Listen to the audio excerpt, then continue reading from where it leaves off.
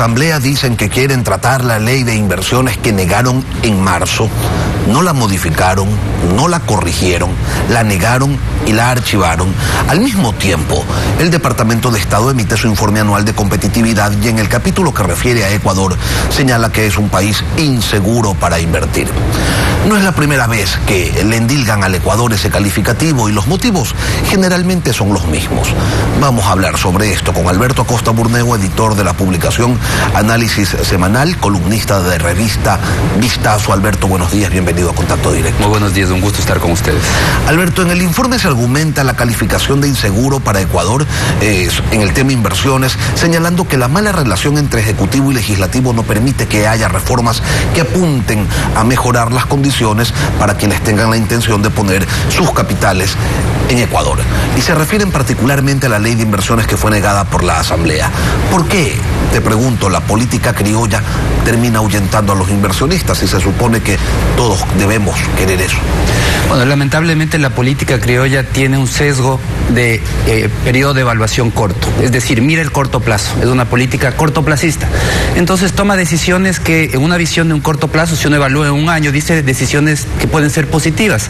Por ejemplo, dejar de pagar las deudas, por ejemplo, cambiar las reglas del juego para los inversionistas. Si uno evalúa con una visión cortoplacista, parece que fuera adecuado, pero las cosas cambian cuando uno amplía el periodo de evaluación y uno evalúa en función de 3 años, 5 años, 10 años, esta generación, nuestros hijos, nuestros nietos, y nos damos cuenta que ese cortoplacismo de la política criolla le hace muchísimo daño al país, destruye bienestar, y eso es lo que ahuyenta inversiones, porque somos un país que dice el mismo informe que cambia las reglas permanentemente, una inseguridad jurídica permanente, un país incapaz de llegar a consensos políticos para hacer cambios estructurales, y un país con mucha corrupción. Y ya vamos a analizar cada uno de esos puntos, Alberto, pero, por ejemplo, en los últimos años, Perú ha sido sin duda políticamente más inestable que Ecuador, y allá sí llegan, pues, miles de millones de dólares cada año.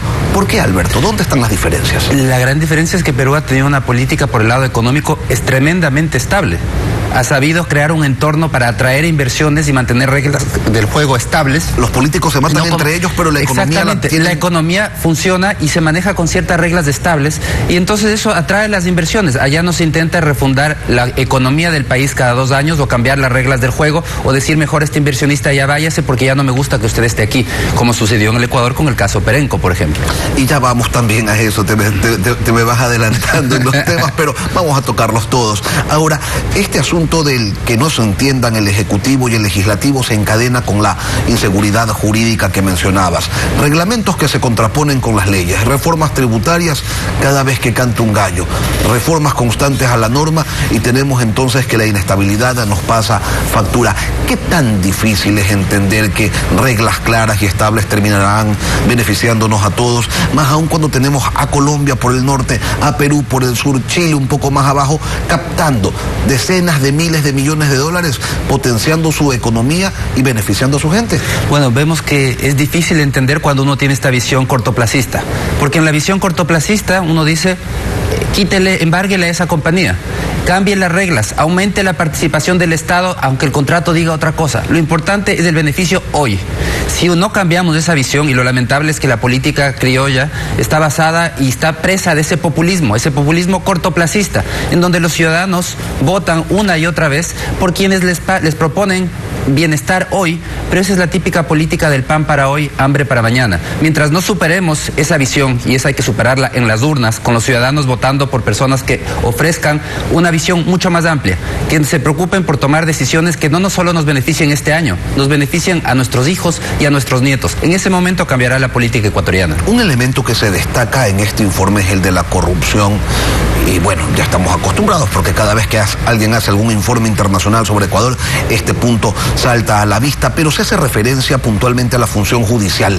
Se dice en el informe que Ecuador no brinda ninguna garantía de fallos independientes a los inversionistas estadounidenses, y esa percepción pues no es gratuita, pasó con Texaco, la mano con Chevron, Texaco, la famosa mano negra de Chevron.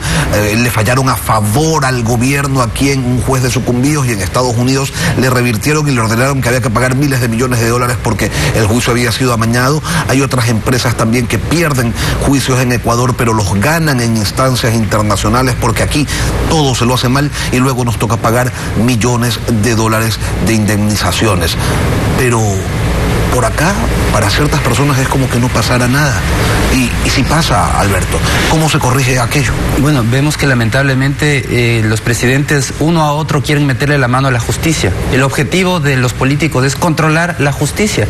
Y eso termina generando una inseguridad jurídica muy grande y hace que los inversionistas digan, si yo voy al Ecuador, voy, pero si es que puedo ir, en caso de una disputa, puedo ir a un centro neutral a nivel internacional, porque en la justicia ecuatoriana no confían. El gran desafío es tener una justicia independiente, y eso requiere incluso de reformas de fondo, reformas estructurales, para que poner esos candados a que el Ejecutivo no sea ese superpoder como tenemos en la actualidad de una constitución hiperpresidencialista, en donde es tan frecuente el intentar meterle la mano a la justicia una y otra vez. Ahora, las demandas internacionales contra el país, como lo último ocurrido con Perenco, ¿qué imagen terminan generando y cuál es el impacto que tienen sobre las inversiones? O sea, te lo pregunto desde el desconocimiento. Hay gente que puede querer tener la intención de poner un negocio en Ecuador y cuando ve este tipo de cosas dice, no, ¿sabes qué? No, esta plata que se vaya para otro lado. Bueno, recordemos qué pasó con Perenco. Perenco tenía un contrato, era una compañía petrolera que tenía un contrato con el Ecuador. El gobierno de Alfredo Palacios decidió crear un impuesto al 50% de las ganancias extraordinarias. Al poco tiempo llegó Rafael Correa y dijo, no, ese impuesto que sea del 99%. Es decir, una confiscación. Y así lo determinó la compañía, con justa razón, reclamó en un foro internacional, y la justicia a nivel internacional le dio la razón a la compañía, que había existido una vulneración en los derechos de la compañía y un irrespeto al contrato. Ese es el claro ejemplo de cómo el Ecuador cambia las reglas, respeta los contratos mientras le convienen y después simplemente los ignora. Y eso nos sale caro. Al final del día, en este caso de Perenco, estamos pagando, en este momento nos están obligando a pagar 391 millones de dólares en indemnización a la compañía. Pero el costo mayor no es el económico, porque algunos con esa visión cortoplacista, miope, dicen, no, pero miren todo lo que nos ganamos por el otro lado con esos ingresos que obtuvimos. El problema es que esa visión nuevamente adolece de ese sesgo cortoplacista.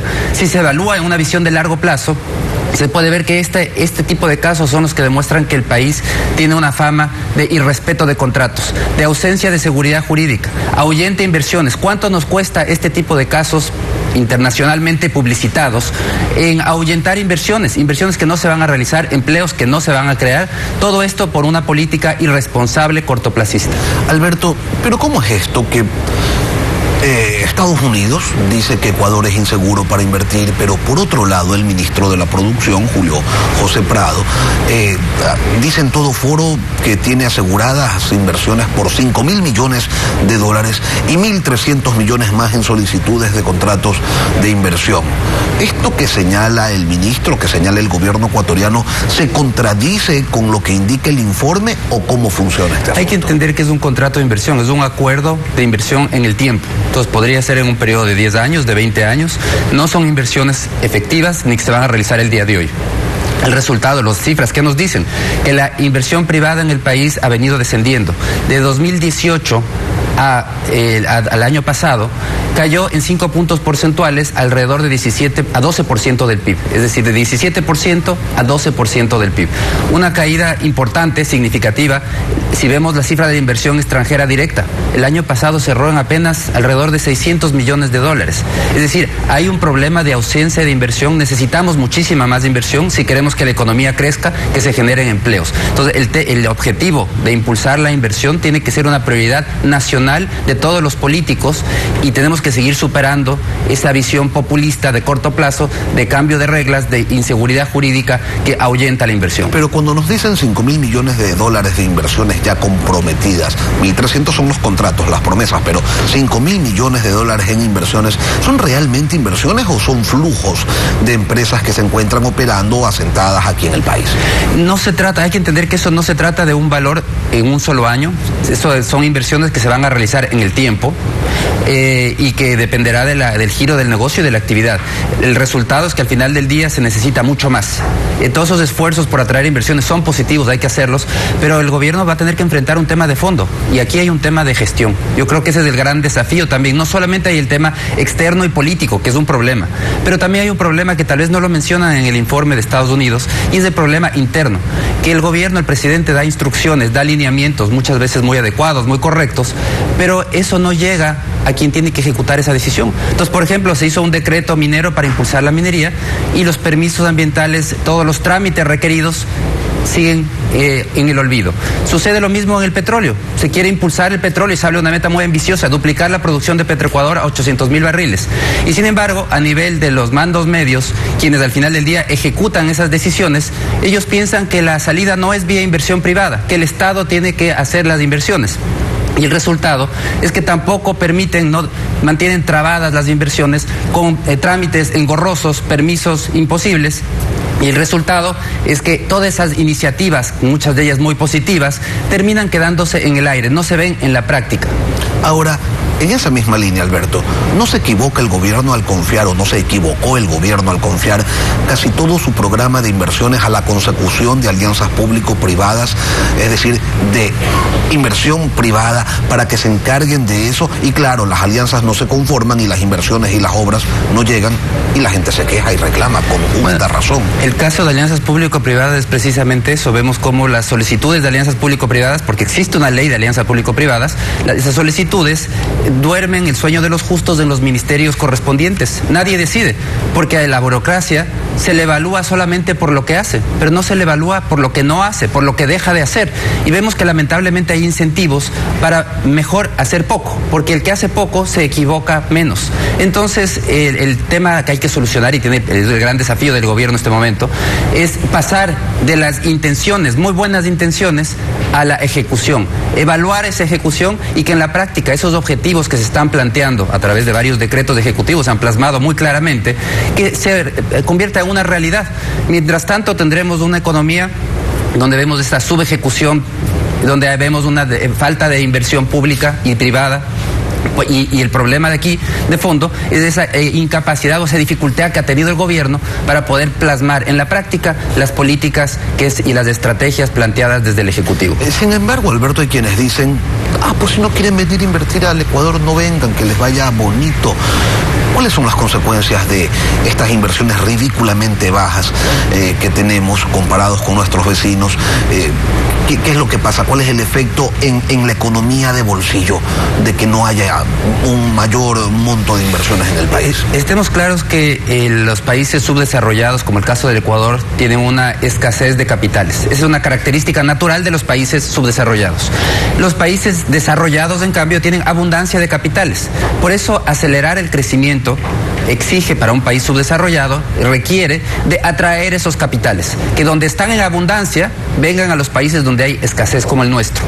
¿Por qué es importante la inversión? Porque la inversión eleva la producción y para poder elevar la producción hay que contratar personal, hay que demandar bienes y servicios, es decir, genera actividad económica, genera bienestar. Entonces el resultado, ¿cómo lo siente la población? El que no haya el que la inversión se mantenga deprimida, lo siente vía pocas oportunidades de empleo.